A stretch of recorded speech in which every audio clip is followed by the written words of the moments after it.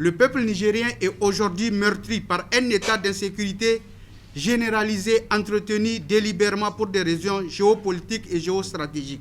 Une sécheresse couplée à une famine sévère, une inflation sans précédent ayant rendu inaccessibles aux citoyens moyens les denrées alimentaires et autres produits de première nécessité. Des pratiques fiscales inadaptées et inéquitables, le plus souvent utilisées à des fins politiques et surtout incongrues à notre environnement économique et financier, à un moment où le pays compte augmenter sa production pétrolière et pendant que le prix de l'uranium est en hausse sur le marché international. La déliquescence du système éducatif, une pratique de corruption jamais égalée dans le pays à titre illustratif. Le dernier rapport de la Cour des comptes qui révèle un matelas facturé à 416 000 francs CFA l'unité, soit plus de 12 fois le prix du marché. Et aussi un sac de 1 000 à 105 000 francs, pour ne citer que ces deux cas. Une justice à double vitesse, érigée en un système d'inquisition sélective.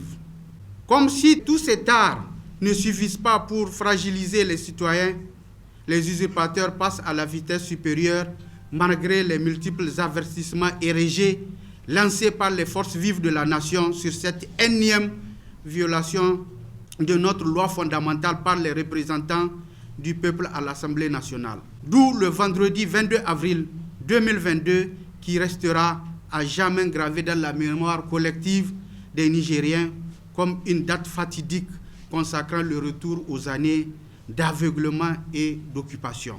Nous prenons à témoin l'opinion nationale et internationale et tenons pour seuls responsables de ce vote à l'Assemblée nationale les sœurs Bazoum Mohamed et Oumoud Mahamadou, ainsi que les députés de la majorité, dont la liste est jointe pour l'histoire, qui ont manqué de clairvoyance et de discernement de l'examen et l'adoption du texte indûment soumis à leur appréciation. Nous osons espérer que nos partenaires, considérés comme des modèles démocratiques et résolument attachés au respect des droits humains, s'abstiendront à engager les troupes dans une aventure périlleuse, au risque d'accentuer ces sentiments anti-français qui a déjà atteint un stade inquiétant auprès des populations africaines et locales. Comme nous l'avons précédemment annoncé, il y a des limites à ne pas franchir.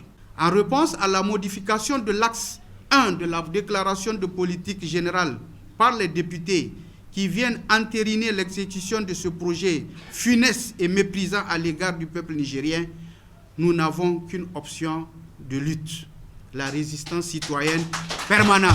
Ainsi, la coalition appelle d'ores et déjà toutes les organisations légalement reconnues au Niger à se prononcer ouvertement pour exiger des usurpateurs le retrait pur et simple de toutes les forces militaires illégalement installées sur notre territoire national.